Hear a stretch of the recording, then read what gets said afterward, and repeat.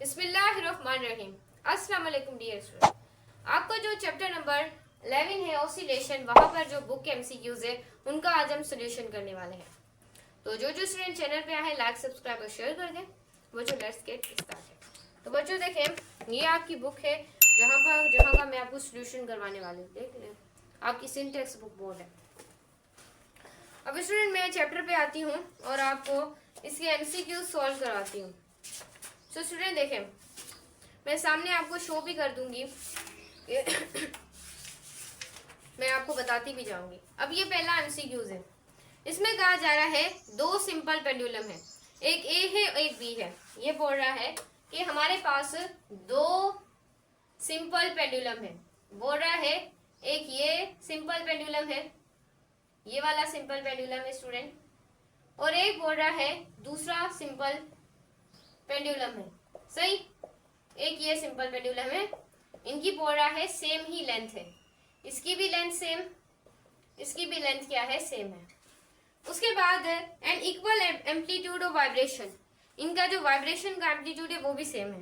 But the same mass A, but the mass A is twice of B. बोल रहा है कि मास जो ए है वो बी से बच्चों क्या है, ट्वाइस है। ये कहना चाहता है कि मास ए बी से क्या है, ट्वाइस है, ज्यादा है।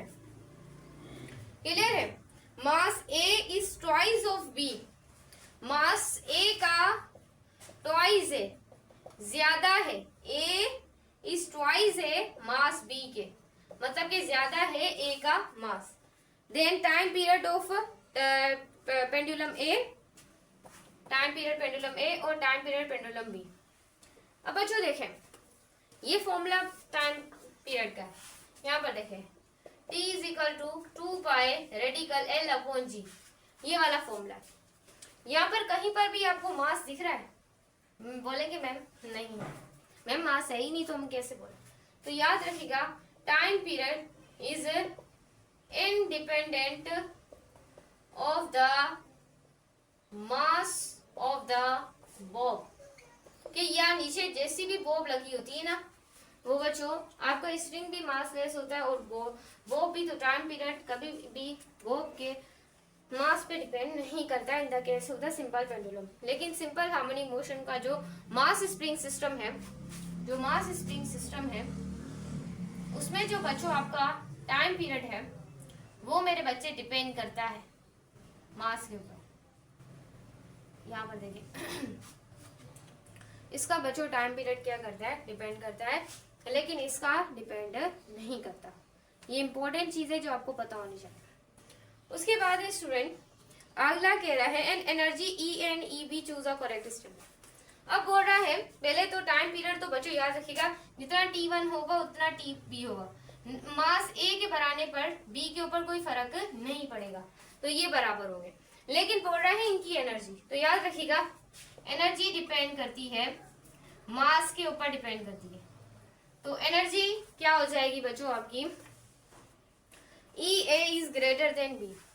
E A ट्वाइस हो रही है ना, E A ट्वाइस हो रही थी और E B बेचारी उतनी ही थी, तो ये तो एनर्जी तो मास के ऊपर डिपेंड करती है। इस वजह से बच्चों E A ज्यादा है E B से। इसमें ऑप्शन ए होगा, इसके अंदर T1 बराबर होगा T2 के, लेकिन E B क्या होगी, ग्रेटर होगी E A से। This is your answer. उसके बाद है numerical number 2। In order to double the period of the simple pendulum, अगर हम सिंपल पेंडुलम के पीरियड को, टाइम पीरियड को डबल कर दें तो उस पर क्या फर्क पड़ेगा।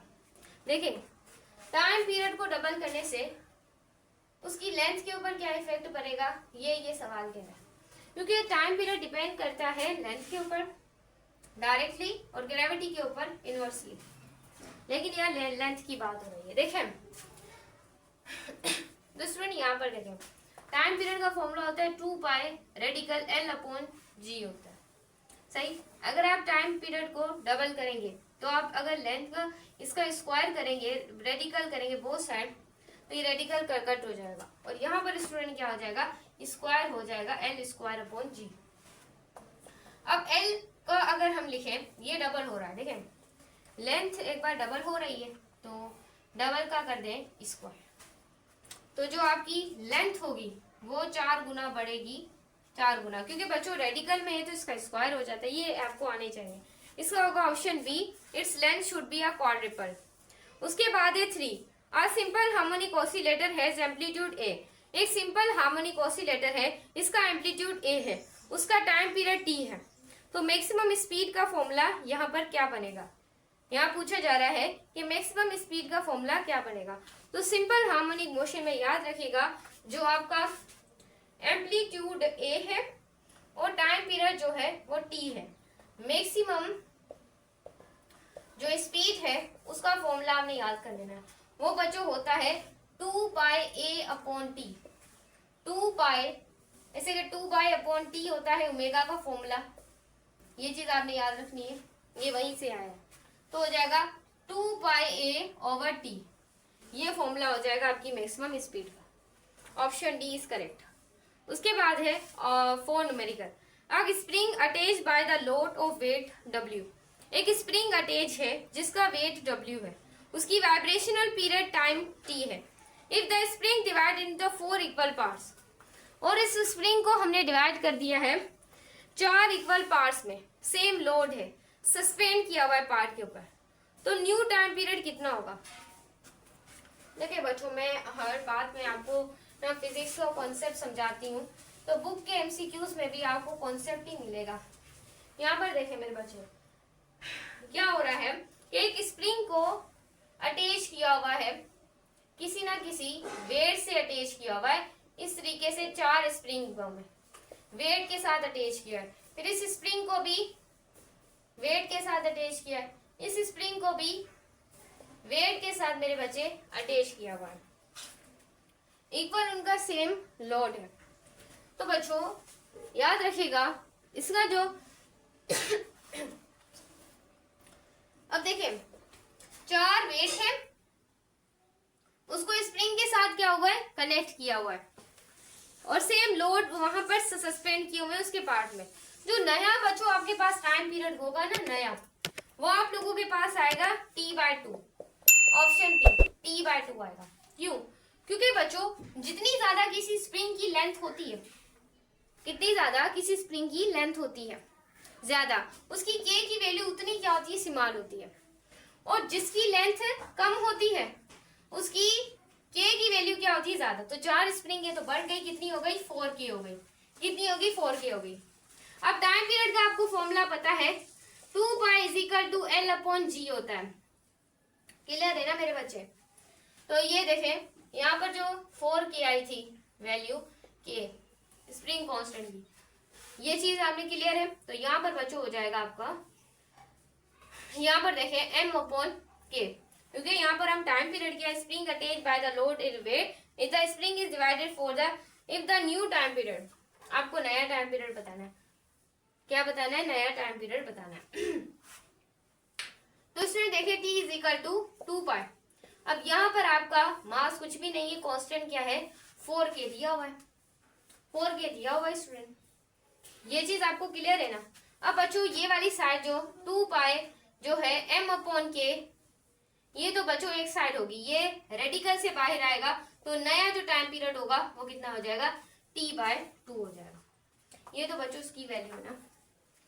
अब स्टूडेंट देखें इसका ऑप्शन नंबर सी है, the total energy of the particle execute a simple harmonic motion. Total energy particle की एग्जीक्यूट करती है सिंपल हार्मोनिक मोशन को, वो प्रोपोर्शन होती है स्क्वायर एम्पलीट्यूड ऑफ मोशन, जो आपकी टोटल एनर्जी होती है। टोटल एनर्जी देखें, टोटल एनर्जी मैकेनिकल एनर्जी बराबर होती है हाफ के एक्स नॉट के स्क्वायर में। अब ये एक्स नॉट क्या है, मैक्सिमम डिस्प्लेसमेंट है मीन पोजीशन से, और इसे आप दूसरा कहते हैं एम्पलीट्यूड भी। क्या बोलते हैं मेरे बच्चे, एम्पलीट्यूड भी कहते हैं। क्लियर है आपको। अब स्टूडेंट यहाँ पर देखें 6 MCQs। A child is swing on the swing sitting position पर है, स्टैंड अप। अब देखें पहले जो बच्चा था वो किसी चीज के ऊपर इस तरीके से बैठा हुआ था, ये बच्चा है, ये बैठा हुआ है यहाँ पर। अब ये बच्चा क्या हो गया, खड़ा हो गया। खड़ा हो गया यहाँ पर, तो इसकी लेंथ क्या हो जाएगी बच्चों, कम हो जाएगी। पहले ज्यादा थी जब बैठा हुआ था, अभी कम हो जाएगी। तो देखिए अब बॉडी कहाँ गई, अब a child is swinging sitting था, फिर बड़ा मतलब कि वो स्टैंड अप हो गया, तो time period of the string will be. अब बच्चों देखें ये बैठा हुआ है तो लेंथ क्या है, ज्यादा है, और लेंथ रिलेट करती है टाइम पीरियड के साथ। और जब खड़ा हो जाएगा तो ऑब्सोल्युटली इसकी लेंथ कम हो जाएगी और टाइम पीरियड भी क्या हो जाएगा, डिक्रीज हो जाएगा। तो इसका ऑप्शन नंबर होगा बी। उसके बाद 7 numerical, if a body oxalate at the angular frequency, एक बॉडी जो है वो ऑसिलेट करती है अपनी एंगुलर फ्रीक्वेंसी के साथ, जो है WG of the driving force. The oscillation बच्चों देखें, अगर कोई बॉडी है ना, ये बॉडी है, इसके ऊपर अगर कोई फोर्स लग रही होगी ना मेरे बच्चे, तो उसे आप कहेंगे force oscillation. Option number A याद रखना है मेरे बच्चे, याद रखना है, भूलना नहीं है। उसके बाद है 8वां MCQ, अ सिंपल हार्मोनिक ऑसिलेटर। एक सिंपल हार्मोनिक ऑसिलेटर है जिसकी जो नेचुरल फ्रीक्वेंसी है वो है WN, is a force oscillate कर रही है ड्राइविंग फ्रीक्वेंसी के साथ। तो इसकी रेजोनेंस क्या होगी बच्चों, रेजोनेंस क्या होती है, जब आपकी नेचुरल फ्रीक्वेंसी बराबर हो जाए आपकी वो वाली मतलब कि जो आपकी फ्रीक्वेंसी होती है, तो उसको आप रेजोनेंस कहते हैं। तो ऑप्शन नंबर सी। उसके बाद है आपका 9 MCQs, in vehicle shock absorber reduce the job. मैंने आपको एग्जांपल दी थी बच्चों, डैम्प्ड जो ऑसिलेशन की वीडियो में मैंने मेरे बच्चे आपको बताया था कि जो डैम्प्ड ऑसिलेशन होती है उसके अंदर जो शॉक एब्जॉर्बर है जो कि कार्स के अंदर लगे हुए हैं वो इस्तेमाल होते हैं, वो रिड्यूस करते हैं जॉब्स को, जंपों को। उसके बाद शॉक एब्जॉर्बर इज एप्लीकेशन, हाँ बिल्कुल है। Damping effect is the fractional loss of energy से डैम्पिंग इफेक्ट होता है। शॉक एब्जॉर्बर व्हीकल में रिड्यूस करते हैं, तो all of them D option is correct. Numerical number 10 MCQ number 10, a heavily damped system is freely flat resonant curve. एक heavily damped system है जो कि इसकी फ्रीली फ्लैट क्या है, रेजोनेंस है।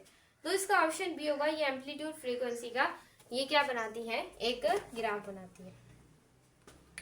बच्चों ये थी हमारी वीडियो, अच्छी लगी हो तो आप लाइक सब्सक्राइब और शेयर कीजिएगा।